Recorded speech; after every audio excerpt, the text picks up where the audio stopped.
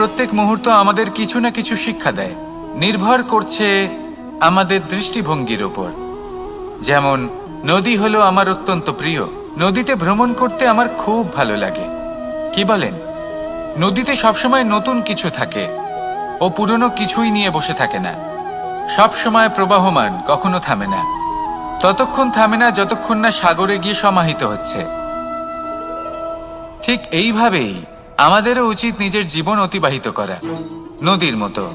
প্রত্যেক মুহূর্ত নতুন, তাই সেইভাবেই জীবন যাপন করুন। পুরনো কিছুই একত্রিত করে রাখবেন না, বিগত স্মৃতির মাঝে নিজেকে হারিয়ে ফেলবেন না। এই যে বর্তমান, এই যে মুহূর্ত, সেটাই হলো সর্বশ্রেষ্ঠ। এর মাঝেই জীবন যাপন করুন। নদীর মতো প্রবাহমান হতে শিখুন। আপনি শিখে গেলে তাহলে মনে রাখবেন, আমার আপনার মাঝে বিচরণ করতে বড়ই ভালো লাগবে। যে ব্যক্তি আনন্দের সাথে জীবনের প্রত্যেকটা মুহূর্ত অতিবাহিত করে কোনো চিন্তা ছাড়াই, প্রবাহমান হয়, কখনোই থামে না, যতক্ষণ না মুক্তি লাভ করছেন, এমন ব্যক্তির মধ্যেই রাধাকৃষ্ণ বসবাস করেন। তাহলে আসুন আমার সাথে ভালোবেসে বলুন, রাধা রাধা। মন, জীবনে যখনই কোনো বস্তু বা সুখ স্বাচ্ছন্দ্য অধিক মাত্রায় আপনার কাছে চলে আসে, তখন নিজেকে শ্রেষ্ঠ মনে করার একটা প্রবণতা দেখা যায়, যা হয় আত্মবিশ্বাসে পরিণত হয়, নয়তো অহংকারে। এবার আত্মবিশ্বাস আর অহংকারের মধ্যে অনেক বড় পার্থক্য রয়েছে। আমি এটা করতে পারি, আমি ওটাও করতে পারি, এ হলো আত্মবিশ্বাস। শুধুমাত্র আমি এটা করতে পারি, শুধুমাত্র আমি ওটাও করতে পারি, আমি হলাম সর্বশ্রেষ্ঠ, এটা হলো অহংকার। এবার এই অহংকার, এর ধ্বনি অনেক দূর প্রবাহিত হয়, আর এর প্রহার সর্বপ্রথম আপনাকে বিপর্যস্ত করে। এবার এই অহংকার, এর বিপরীত শব্দ হলো বিনয়, অর্থাৎ নিজের ঊর্ধ্বে উঠে অন্যের বিষয় ভাবনা চিন্তা করা, সংসারের বিষয় ভাবা। এই বিনয়ী হবার চেষ্টা করুন, একের থেকে অনেক হওয়ার চেষ্টা করুন এবং একসাথে থাকার চেষ্টা করুন। নিশ্চিত রূপেই আপনি বিকাশের কারণ হবেন। মত্ততা থেকে নিজেকে দূরে রাখুন, অহংকার থেকে নিজেকে দূরে রাখুন। এই মন প্রসন্ন হয়ে বলবে, রাধা রাধা। মধু কারই না পছন্দ বলুন তো?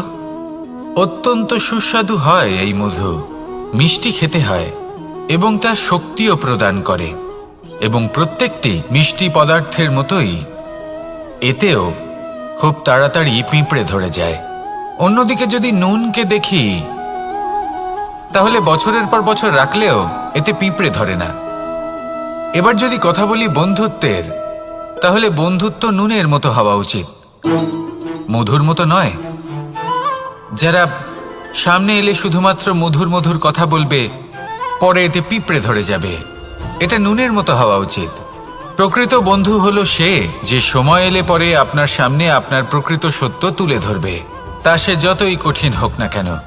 আপনার দোষ, আপনার অপগুণ, আপনার খামতি আপনাকে বলতে পারবে, যাতে আপনি সেগুলো শুনে মেনে নিয়ে তারপর নিজেকে শুধরোতে পারেন। এটাই হলো প্রকৃত বন্ধুত্ব।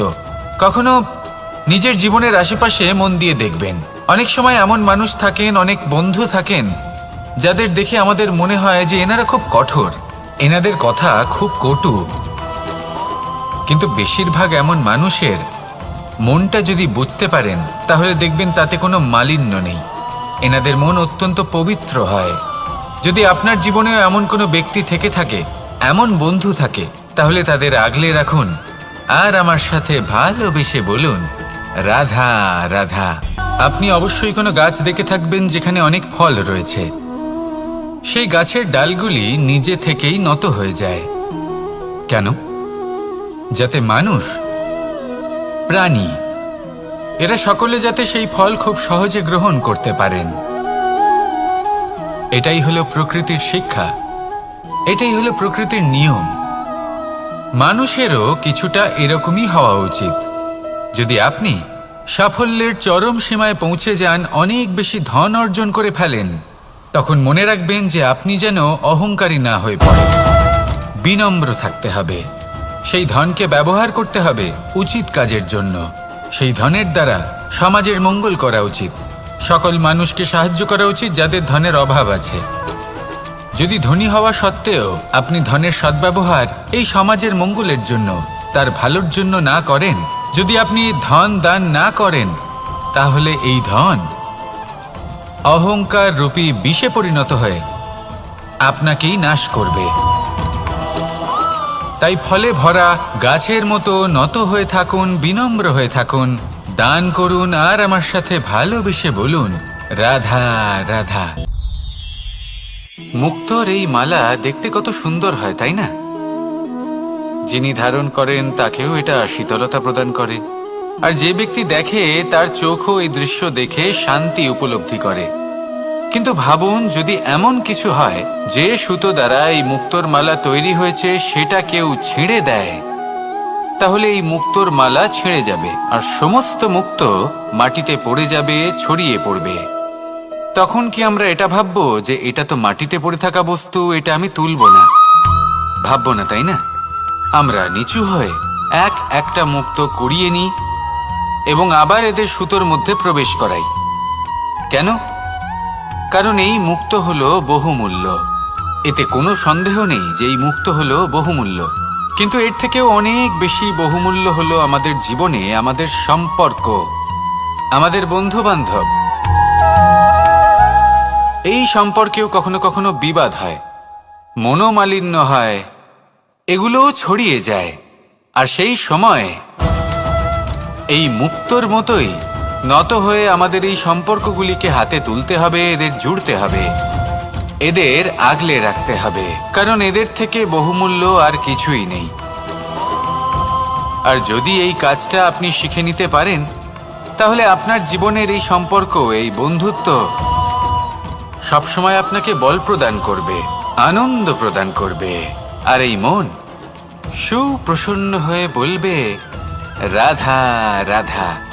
এই সংসারের সব থেকে বড় সত্যি হলো জন্ম এবং মৃত্যু, কিন্তু আরো বড় একটা সত্য আছে, মিত্র এবং শত্রু, যা আমাদের সকলের জীবনে থাকে। মিত্র সে যে আমাদের সঙ্গ দেয় এবং সংসারের সব থেকে উঁচু শিখরে আমাদের নিয়ে যায়, এবং শত্রু সে যে যে কোনো মুহূর্তে যে কোনো শিখর থেকে আমাদের নিচে ফেলে দিতে পারে। এবার বিচিত্র ব্যাপার হলো এটাই যে আমরা নিজেরাই এদের সাথে নিয়ে চলি, নিজেরাই এদের পালন করি। তা কি করে? প্রথমে বুঝুন এই মিত্র এবং শত্রু কারা। আপনার নিজের মন, আর কেউ নয়। এই মনই হলো মিত্র যখন তাতে ভারসাম্য বজায় থাকে, তা নিয়ন্ত্রিত থাকে, তা পবিত্র হয়। কিন্তু যদি এই মন অনিয়ন্ত্রিত হয়ে পড়ে, যদি আপনাকে সে নিয়ন্ত্রণ করতে শুরু করে, তখন সেই আপনার সব থেকে বড় শত্রু হয়।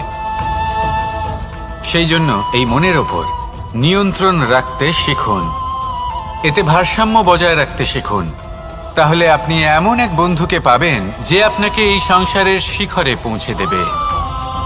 আসুন আমার সাথে ভালোবেসে বলুন, রাধা রাধা। হয়তো আপনার মনে কখনো এই প্রশ্ন আসতে পারে যে ইমারত কেন নির্মাণ করা হয়, কেন উৎসব পালন করা হয়, কেন মানুষ নিজেদের জন্মদিন পালন করেন, কেন দোল, বিজয়া দশমী, রাখি, দীপাবলির মতো উৎসব পালন করা হয়। যদি এগুলো পালন না করা হয় তাতে কি যায় আসে? যদি এই দোল উৎসব পালন না করা হয়, তাহলে কি এই সংসার ভুলে যাবে যে নারায়ণের প্রতি ভক্তির কারণে ভক্ত প্রহ্লাদকে অগ্নি স্পর্শও করতে পারেনি? যদি বিজয়া দশমী পালন না করা হয়, তাহলে কি এই সংসার ভুলে যাবে যে এই দিনে শ্রীরাম রাবণকে বধ করেছিলেন? যদি আমরা দীপাবলির এই উৎসব পালন না করি, তাহলে কি এই সংসার এটা ভুলে যাবে যে অযোধ্যাতে অমাবস্যার এমন এক রাত এসেছিল যে রাত্রে অযোধ্যা পূর্ণিমার থেকে বেশি উজ্জ্বল হয়ে উঠেছিল? যদি এই রাখি উৎসব পালন না করা হয়, তাহলে কি এই সংসারের ভাই এবং বোনেরা একে অপরের প্রতি ভালোবাসা কি সেটা ভুলে যাবেন? বিষয়টা ভুলে যাওয়ার নয়, বিষয়টা হলো মনে রাখার। যখন জীবনে আমরা কোনো একটা স্থানে পৌঁছই, উপলব্ধিগুলোর উৎসব পালন করি, যাতে সেই মুহূর্তে আমরা সকলের মধ্যে আনন্দ ছড়াই এবং মানুষ সেই মুহূর্তটা মনে রাখেন। এই স্মৃতিগুলোই মানুষের মধ্যে বিশ্বাসের জন্ম দেয়। এই বিশ্বাস যে আগামী যেদিন আসছে তাতে আরো আনন্দের সম্ভাবনা রয়েছে। ভালোবাসার এই উৎসব, ভালোবাসার এই পার্বণ, এটা মানুষের মনে বিশ্বাসের জন্ম দেয় যে প্রত্যেক যুগে কেউ না কেউ এসেছে এবং পরবর্তীতেও আসবে। তাহলে আসুন আমরা ডুবে যাই আমার লীলার এই প্রেম যাত্রায় এবং ভালোবাসার এমন একটা উৎসব পালন করা যাক যা এই সংসার যুগ যুগ পর্যন্ত মনে রাখবে। তাহলে আসুন আর আমার সাথে ভালোবেসে বলুন, রাধা রাধা।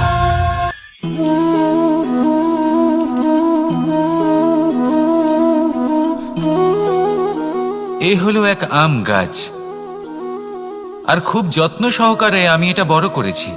প্রথমে বীজ বপন করেছি, তারপর সিঞ্চন করেছি, তারপর এর থেকে অঙ্কুর বেরিয়েছে, তারপর দিন প্রতিদিন আমি এতে জল দিয়েছি। আস্তে আস্তে ওর পাতা বেরিয়েছে, তারপর ও একটা গাছের আকার ধারণ করেছে। এইভাবেই যদি প্রতিদিন আমি ওর দেখাশোনা করি তাহলে নিশ্চিত রূপে এর শিকড় আরো দৃঢ় হবে এবং একটা বিশাল গাছের আকার ধারণ করবে, যার থেকে কিছু ডাল জন্ম নেবে, আর তাতে আমি পাবো কিছু মিষ্টি সুস্বাদু আম ফল। এবার আম তো সকলের প্রিয়, সকলের পছন্দের ফল, সকলে খেতে চান। কিন্তু আম পাওয়ার জন্য আগে আপনাকে সেই গাছের যত্ন নিতে হবে। যদি আপনি গাছ লাগিয়ে তারপর ভুলে যান তাহলে সেই গাছের কি হবে? তার অস্তিত্বটাই মুছে যাবে, তাই না? আমাদের সম্পর্কগুলো কিছুটা এরকমই হয়। যদি সম্পর্ক জুড়ে আপনি ভুলে যান তাহলে তার অস্তিত্বই মুছে যাবে। তাই শুধুই সম্পর্ক গড়বেন না, তাকে পালনও করুন। নিশ্চিত রূপে আপনার এই সম্পর্করূপী বৃক্ষের ডালে আনন্দের মিষ্টি সুস্বাদু আম ফল নিশ্চয়ই পাওয়া যাবে। তাহলে প্রত্যেক দিন প্রত্যেক সম্পর্ক পালন করুন, তার থেকে আনন্দ লাভ করুন। এই মন ভালোবেসে বলবে, রাধা রাধা। কোনো এক বস্ত্রে যদি ছোট্ট একটা ছিদ্র উৎপন্ন হয়, আর যদি আমরা তার দিকে নজর না দিই, তাহলে সময়ের সাথে সমগ্র বস্ত্র ছিঁড়ে যায় আর কোনো কাজে আসে না। যদি কোনো একটা নৌকাতে ছোট্ট একটা ছিদ্র উৎপন্ন হয়, তাহলে সময়ের সাথে পুরো নৌকাই জলে ডুবে যায়।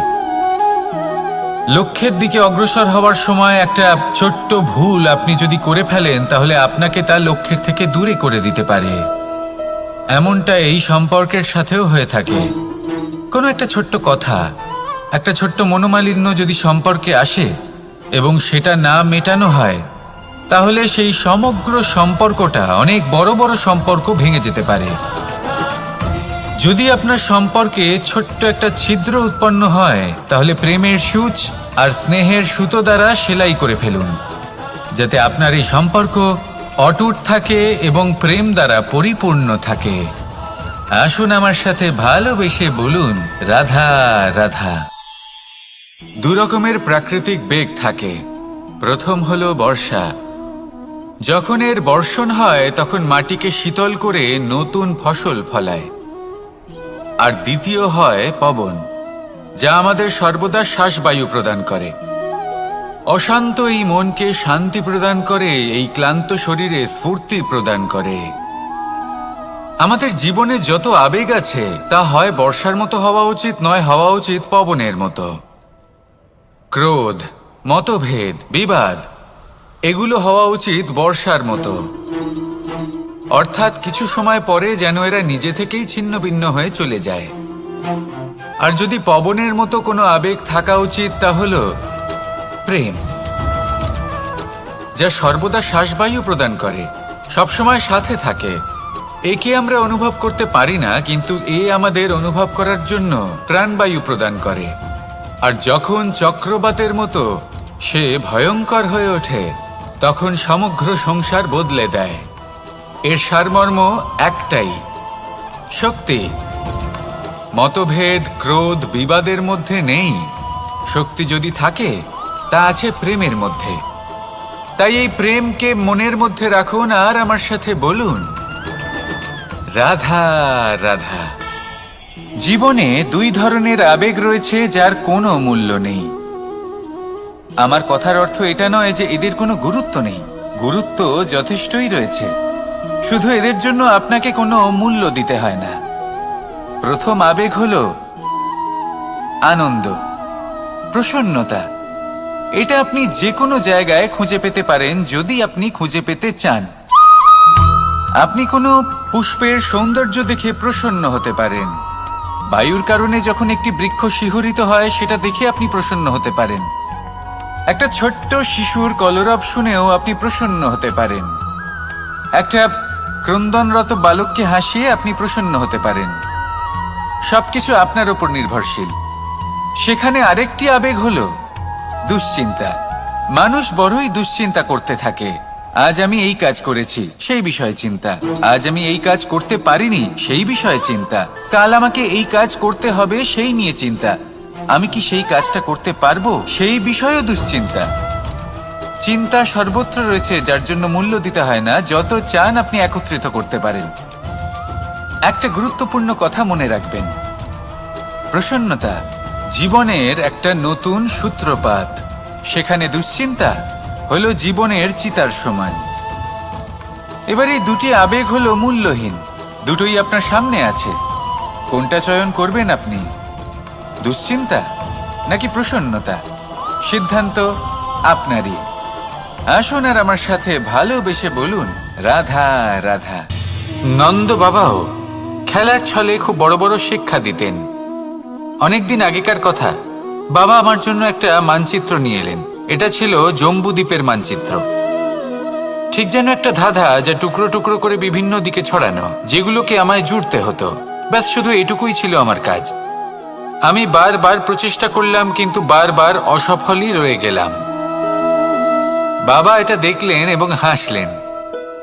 বাবা বললেন, একটা কাজ করো, এই প্রত্যেকটি অংশকে উল্টে রাখো। আমিও উল্টে রাখলাম। তারপরে দেখলাম প্রত্যেক অংশে মানুষের শরীরের কোনো না কোনো অংশ চিহ্নিত। কোথাও হাত আছে, পা আছে, কোথাও মুখ আছে। বাবা বললেন যে এবার এটা জুড়তে চেষ্টা করো। আমিও জুড়ে দিলাম। মানুষের মানচিত্র পূর্ণ হলো। এবার বাবা বললেন, এটা উল্টে রাখো। মানচিত্র পূর্ণ আকার ধারণ করেছে। আমি বললাম, ঠিক আছে। আমি উল্টে রাখলাম। দেখলাম জম্বুদ্বীপের মানচিত্র পূর্ণ হয়েছে। বাবা বললেন, যদি দেশকে সফল করে তুলতে চাও, শক্তিশালী করতে চাও, স্থির বানাতে চাও, তাহলে সবার আগে দেশবাসীকে একত্রিত করতে শেখো। সকল সৈন্যগণ যখন একজোট হয়ে দাঁড়াবে, তখন দেশের শক্তি আরো বেড়ে যাবে। শুধু তাই নয়, বাবা বললেন, যদি ভালোবাসার সাথে জড়িয়ে পড়ো, তাহলে পরমাত্মাও তোমার সামনে এসে দেখা দেবেন। তাহলে এটাই করুন আর আমার সাথে ভালোবেসে বলুন, রাধা রাধা। যত শক্তিশালী এই মন, তত শক্তিশালী এই শরীরও। এই যে আমাদের শরীর, এটা আসলে কি? এ হলো একটা রথের মতো। আর একটা রথ ততক্ষণ চলতে পারবে না যতক্ষণ না তাকে কোনো সারথি চালাবে। এই মন হলো শরীরের সারথি। এবার ভাবুন, যদি এই সারথি শক্তিহীন হয়, দুর্বল হয়, তাহলে এই রথের কি হবে? এটা উচিত পথে চলতে পারবে না, উচিত গতিতে চলতে পারবে না, মন মতো স্থানে এটা পৌঁছতেও পারবে না। সেই জন্য মনের শক্তি অত্যন্ত প্রয়োজনীয়। এবার মনের শক্তি আমরা কোথা থেকে লাভ করি? দৃঢ়তার শক্তি থেকে। এবার এই শক্তি আমরা কিভাবে বাড়াতে পারি? আমরা প্রতিদিন কিছু নতুন স্থির করি, কিছু ছোট, কিছু বড়। আর যেই আমরা নতুন কিছু পূর্ণ করি, আমাদের মনের শক্তি বেড়ে যায়। আর যদি পূর্ণ না করতে পারি, মনের শক্তি কমে যায়।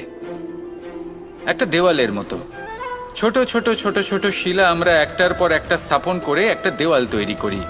এতগুলো পাথর যখন একত্রিত হয়ে যায়, তখন এমন এক দেওয়াল তৈরি হয় যাকে ভাঙা প্রায় অসম্ভব হয়ে দাঁড়ায়। সেরকমই হয় মন এবং দৃঢ়তা। ছোট ছোট কাজ করে নিজের লক্ষ্য পূর্ণ করুন। এই লক্ষ্য যদি পূর্ণ হয়, তবে মনের শক্তি বাড়বে। কিছুটা এইভাবে যে যত বড়ই বিপদ আসুক না কেন, সেই বিপদ নিজে হার মেনে নেবে, কিন্তু আপনার মন ততটাই শক্তিশালী থাকবে। তাই মনের শক্তি বাড়াতে থাকুন, যাতে আপনি উচিত পথে চলতে পারেন, উচিত গতিতে চলেন আর মনোবাঞ্ছিত স্থানে পৌঁছতে পারেন। তবেই এই মন প্রসন্ন হয়ে বলবে, রাধা রাধা। ওমা, এ কি? আমি কখন থেকে এখানে অপেক্ষা করছি, হাত পেতে দাঁড়িয়ে রয়েছি যাতে একটা ফল আমার হাতে এসে পড়ে এবং সেটা আমি খেতে পারি। কখন থেকে অপেক্ষা করছি, কিন্তু সেটা হচ্ছেই না। এবার আপনি বলবেন যে এসব কি বলছি, এ কি অদ্ভুত কথা বলছি। যদি ফল খেতে হয় তাহলে আমাকে বৃক্ষে চড়তে হবে, ফলের কাছে পৌঁছতে হবে, তবেই তো ফল পাবো।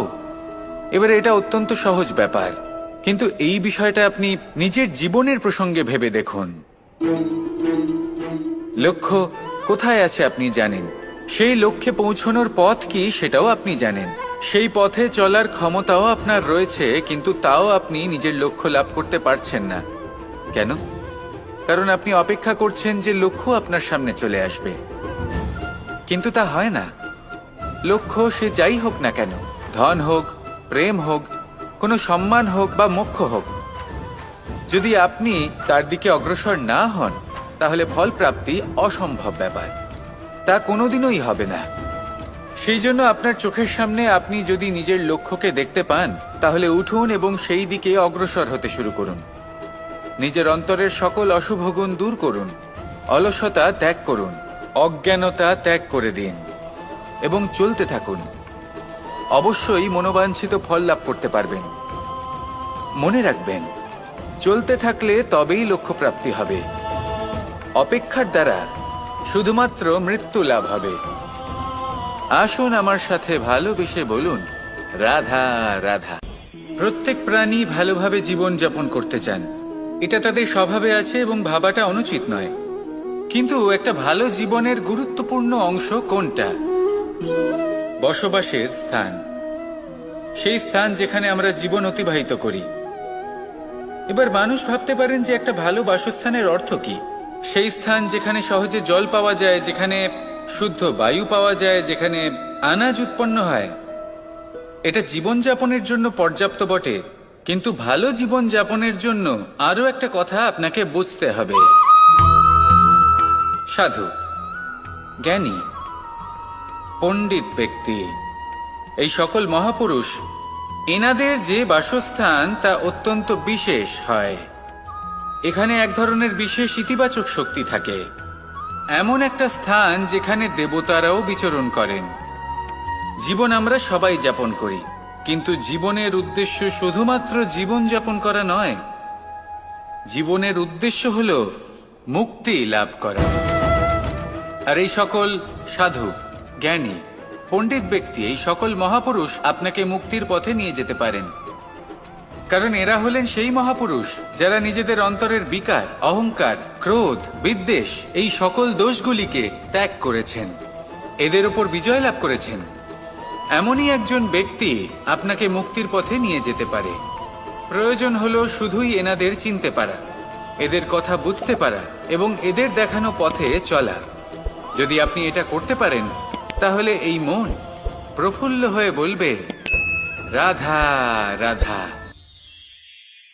কখনো কোনো বাগানের কোনো বৃক্ষকে দেখেছেন যেখানে সুগন্ধি ফুল থাকে, রসালো ফল থাকে? তখন মন প্রফুল্ল হয়ে ওঠে, মন থেকে সেই বৃক্ষের প্রতি ভালোবাসা জন্মায়।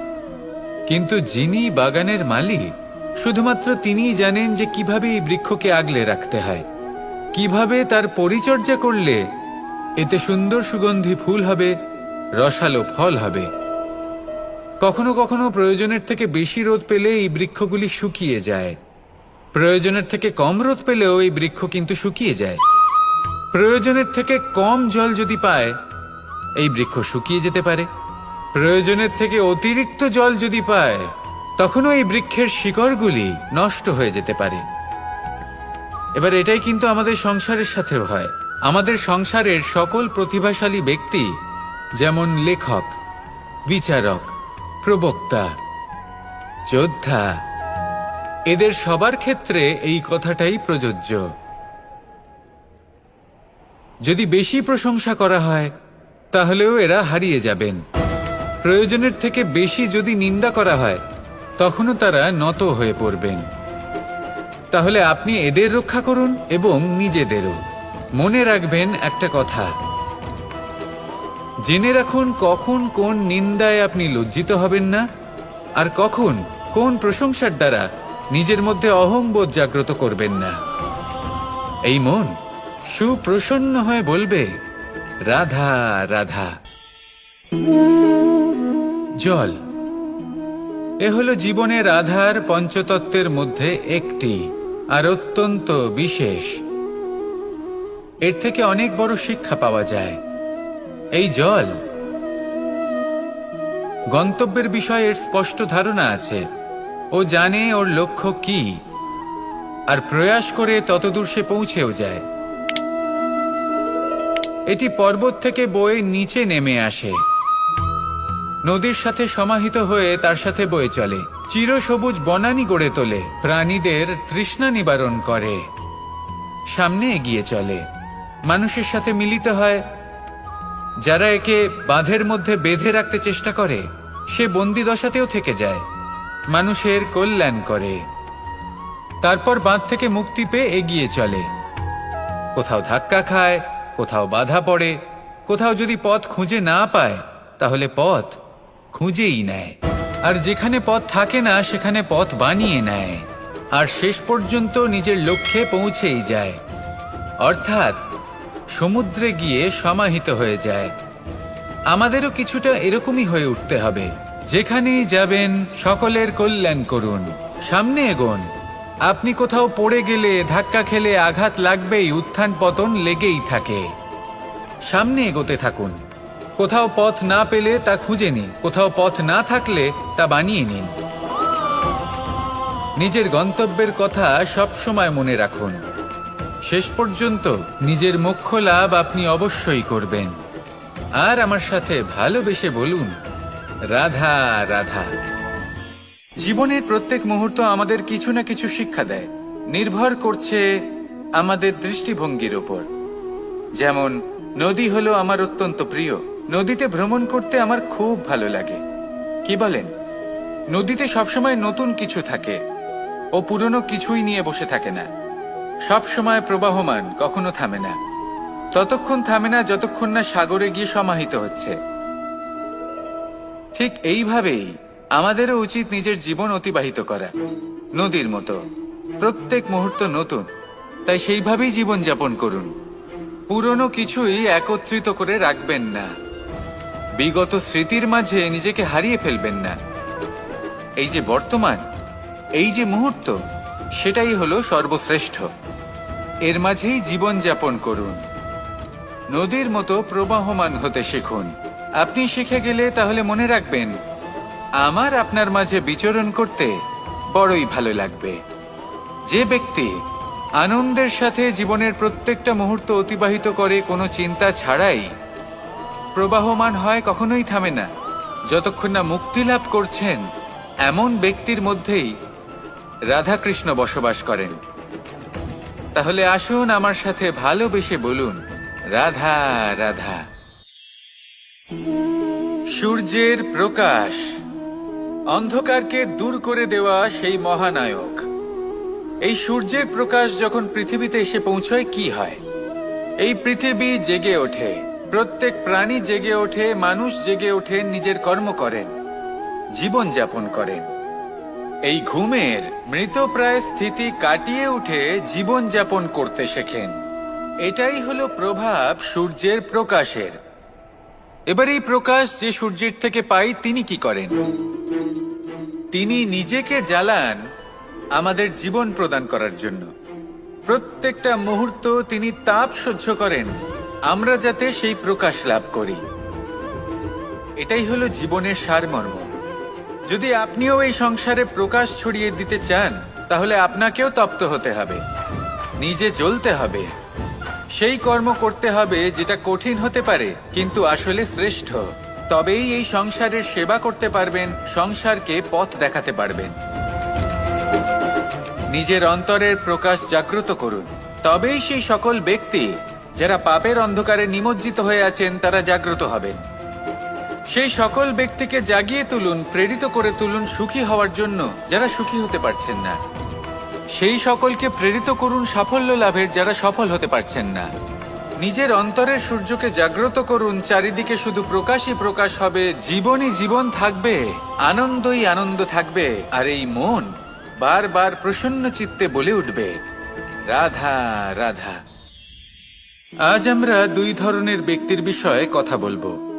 প্রথম জন হলেন যে প্রয়োজনের থেকে অনেক বেশি পরিমাণ ধন উপার্জন করে থাকেন।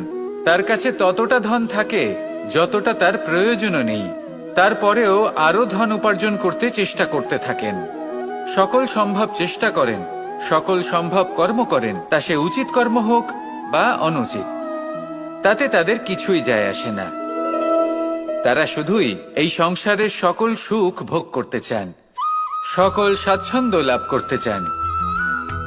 আজীবন তারা প্রচেষ্টাই করতে থাকেন। এবার এই করতে গিয়ে তারা ভারাক্রান্ত হয়ে সমস্যার সম্মুখীন হন।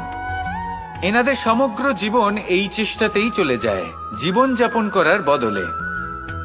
অন্যদিকে আরেকজন ব্যক্তি, যিনি জানেন তার প্রয়োজন কতটুকু, আর শুধুমাত্র সেই পরিমাণ ধন অর্জন করেন, তার থেকে বেশি একটুও নয়। উনি যদি দুবেলা খেতে পান, মাথা গোজার ঠাঁই পেয়ে যান, সেটাই পর্যাপ্ত। তাতেই তিনি আনন্দে জীবন যাপন করেন, না কোনো বৃথা চিন্তা করেন, না কোনো বৃথা কষ্ট করেন। এবার আমি আপনাদের জিজ্ঞেস করব, এই দুই ব্যক্তির মধ্যে আপনি কোন ব্যক্তি হতে চাইবেন? বেশিরভাগ মানুষ এটাই বলবেন যে আমরা সেই দ্বিতীয় মানুষ হতে চাই যারা সন্তুষ্ট। কিন্তু যদি মন দিয়ে দেখেন, আপনিও সেই কর্মই করছেন যা প্রথম ব্যক্তি করেন। আপনারা সবসময় চেষ্টা করে চলেছেন, এটাও লাভ করতে হবে, ওটাও লাভ করতে হবে, আমার এটারও প্রয়োজন, ওটারও প্রয়োজন। আপনি অনেক কিছু লাভ করেছেন, কিন্তু প্রশ্ন এটাই যে আপনার কি সেই সবকিছুর প্রয়োজন রয়েছে? এর উত্তর আপনার অন্তর মনে রয়েছে। আপনার মন জানে যে আপনার প্রয়োজন কতটুকু। সেখানে গিয়ে দেখুন। সন্তুষ্টি মানুষকে আনন্দ দেয়। মানুষ যতটা সন্তুষ্ট হবে ততটাই সে আনন্দ লাভ করবে। এবার আপনাকে এই সিদ্ধান্ত নিতে হবে যে আপনি কখন আর কোথায় সন্তুষ্টি লাভ করবেন, কত কিছু লাভ করার পরে সন্তুষ্ট হবেন। এই উত্তর আপনি মন থেকে পাবেন। এই সমাজের চাহিদায় জড়িয়ে নিজেকে বিভ্রান্ত করবেন না। নিজের অন্তরের এই মিথ্যে অহংবোধকে প্রশ্রয় দিতে গিয়ে যদি আপনি এরকম প্রয়াস করতে থাকেন, তাহলে জীবনযাপন কখন করবেন? থেমে যান, শান্ত হয়ে যান, নিজের অন্তর মনে নিমজ্জিত হয়ে দেখুন যে সন্তুষ্টি কোথায়। এই সন্তুষ্টি লাভ করুন। এই মন প্রসন্ন হয়ে বলবে, রাধা রাধা। ক্ষমা একটা অত্যন্ত সুন্দর শব্দ, আমার খুব প্রিয় শব্দ, কিন্তু এই ক্ষমা কখন আর কিভাবে প্রয়োগ করতে হবে সেটা বোঝা প্রয়োজনীয়। এক, যদি আপনি কোনো অন্যায় করেন আর ক্ষমা না চান, ক্ষমা প্রার্থনা না করেন, ক্ষমা চাওয়া থেকে এড়িয়ে যান, তাহলে তাতে আপনারই ক্ষতি হবে। কিভাবে? ক্ষমা না চাইলে মনের মধ্যে অহংকার জাগ্রত হয়, আর অহংকার তো প্রকৃত অর্থে আমাদের ক্ষতিই করে। দুই, কেউ যদি অপরাধ করেন, আপনার থেকে ক্ষমা না চান, তাহলে তাকে ক্ষমা করবেন না। ক্ষমা হলো অত্যন্ত অমূল্য, আর না চাইতেই কাউকে ক্ষমা দান করা এটা উচিত নয়। তিন, যদি কেউ আপনার সাথে অনুচিত কিছু করেন, অপরাধ করেন, আর আপনার থেকে ক্ষমা চান, তাহলে তাকে ক্ষমা করে দিন। তাতে আপনার অন্তরের করুণাবোধ জাগ্রত হবে, প্রেম জাগ্রত হবে, আর তা আপনার জন্য শুভ হবে। চার, যদি আপনি নিজে কোনো অপরাধ করেন, তাহলে অবশ্যই ক্ষমা চাইবেন। তাতে আপনারই লাভ হবে। কিভাবে? সামনের ব্যক্তি আপনাকে ক্ষমা করুক বা না করুক, আপনার অন্তরের অহংকার ক্ষীণ হবে, আর এই মন আরো নির্মল হয়ে উঠবে। এই ক্ষমা অত্যন্ত অমূল্য, ভেবেচিন্তে একে ব্যবহার করুন, আর আমার সাথে ভালোবেসে বলুন, রাধা রাধা।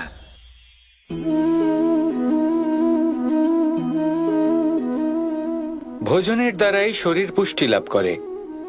ছোটবেলা থেকে আজ পর্যন্ত যাই আপনার ভোজন হয়ে থাকুক, যাই আপনার আহার হয়ে থাকুক, সেই অনুসারেই আপনার শরীর গঠিত হয়েছে। এই ভোজন অত্যন্ত গুরুত্বপূর্ণ। সেজন্য এর প্রত্যেক অংশকে বোঝা খুব আবশ্যক। প্রথম অংশ, যে আমরা কি গ্রহণ করছি, এই ভোজন কোন স্থান থেকে আসছে সেটা বুঝুন। দ্বিতীয় অংশ, ভোজন কে বানাচ্ছেন। এই ভোজন সর্বশ্রেষ্ঠ তখনই হয় যখন মাতার হাতে তৈরি করা ভোজন হয়। কিন্তু যদি মাতার তৈরি করা ভোজন আপনি প্রাপ্ত নাও করতে পারেন, তাহলে সেই ব্যক্তির ভোজন তৈরি করা উচিত যিনি সাত্ত্বিক। তৃতীয় অংশ, কোন স্থানে আপনি ভোজন গ্রহণ করছেন। যে স্থানে আপনি ভোজন গ্রহণ করছেন তা সাত্ত্বিক হওয়া উচিত। তাহলে অত্যন্ত গুরুত্বপূর্ণ।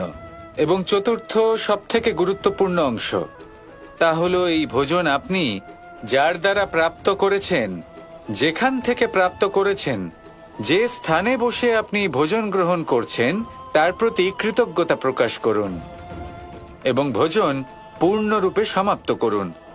তবেই এই ভোজন আপনাকে সুখী জীবন দান করবে, সুস্থ শরীর দেবে, আর এই মন তা সুপ্রসন্ন হয়ে বলবে, রাধা রাধা। আমি এখানে একা এই বনে বসে আছি, বাঁশি বাজাচ্ছি। কার জন্য? কে আছেন এখানে? কেউ নেই। আমার প্রজা, আমার রাজ্য, আমার পরিবার আমার থেকে অনেক দূরে আছেন। আমি এখানে একা এই বনে বসে এই আকাশের এই রঙের, গাছের এই সব ফলের, মাটির সুবাসের আনন্দ উপভোগ করছি। কেন? আমি হলাম দ্বারকাধীশ। এমন কি রাজকীয় বা ভৌতিক সুখ রয়েছে যে আমি ওখানে পেতে পারি না? সবকিছুই পেতে পারি, তাও এখানে বনে একা বসে আছি। কোন সুখ খুঁজে চলেছি? একা থাকার সুখ। আমরা প্রত্যেকদিন অনেক মানুষের সাথে, চিন্তাধারার সাথে, কর্মের সাথে, পরিস্থিতির সাথে, সুখ দুঃখের দ্বারা বেষ্টিত থাকি। জীবনের এই চক্রে আমরা জড়িয়ে পড়তে থাকি। যতই আমরা এই সমস্যার সমাধান করি, আমরা ততই এতে জড়িয়ে পড়ি। আমরা এতটাই জড়িয়ে পড়ি যে যখন আমরা আয়নায় নিজেদের দেখি, তখন আমরা নিজেদের চিনতেই পারি না। এমন মনে হয় যেন আমরা নিজেদের হারিয়ে ফেলেছি। সেই জন্য প্রত্যেক দিন আপনি কিছু সময় নিজের সাথে কাটান একান্তে। এটা অত্যন্ত আবশ্যক। নিজের অস্তিত্বের গভীরে গিয়ে দেখতে শিখুন, নিজেকে বুঝুন। অদ্ভুত শান্তির অনুভূতি হবে। যেমন এই বায়ু, এই বৃক্ষ, এই পুষ্প, এই নিসর্গ, এদের মতো আপনিও কখনো একলা হতে শিখুন। কখনো নিসর্গের একটা অংশ হয়ে দেখুন। এই মন প্রসন্ন হয়ে বলবে, রাধা রাধা। বাহ, পুষ্পের সুবাস আমার খুব ভালো লাগে। অত্যন্ত সুন্দর হয় এই পুষ্প। এইভাবে চারিদিকে পুষ্প দেখে মন আনন্দিত হয়ে ওঠে। এবার আপনারা ভেবে দেখুন, আমার চারিদিকে পুষ্প নয়, আগুন আছে। তাহলে কি হবে? আমার শরীর কি জ্বলে যাবে না? অবশ্যই জ্বলবে। শরীরকে কি আগুনের তাপ সহ্য করতে হবে না? অবশ্যই সহ্য করতে হবে। এটাই হলো প্রকৃতির নিয়ম। এই নিয়ম কিন্তু আমরা সবাই জানি, কিন্তু আমাদের মধ্যে বেশিরভাগ মানুষ এই বিভ্রান্তি নিয়ে বাঁচি যে এই যে প্রকৃতির নিয়ম, তা আমার ওপর প্রযোজ্য নয়। তা কিন্তু নয়। আমাদের চতুর্দিকে এই যে নিসর্গ রয়েছে, আমরা তার কতটা ক্ষতি করি সেটা একবার ভেবে দেখুন। আমরা বনাঞ্চল জ্বালিয়ে দিই, বায়ু দূষিত করি, জল দূষিত করি, প্রাণীদের হত্যা আমরা করি। কেন? এই নিসর্গ আমরা নষ্ট করি, যদিও আমরা জানি যে আমরাও হলাম এই নিসর্গেরই অংশ। এবার দেখুন, শরীরের কোনো অংশে যদি আগুন ধরান, আস্তে আস্তে সমস্ত শরীরও জ্বলে যাবে। সেইভাবেই নিসর্গ যদি নষ্ট হয়ে যায়, তাহলে মনুষ্য জাতিও নষ্ট হয়ে যাবে। তাই এই যে নিসর্গ আপনি দেখছেন, এই পুষ্প, এই বৃক্ষ, বায়ু, জল, এদের সকলকে রক্ষা করুন, নষ্ট নয়। মনে রাখবেন, যদি নিসর্গ থাকে মানুষ থাকবে, যদি নিসর্গ থাকে তাহলেই জীবন থাকবে।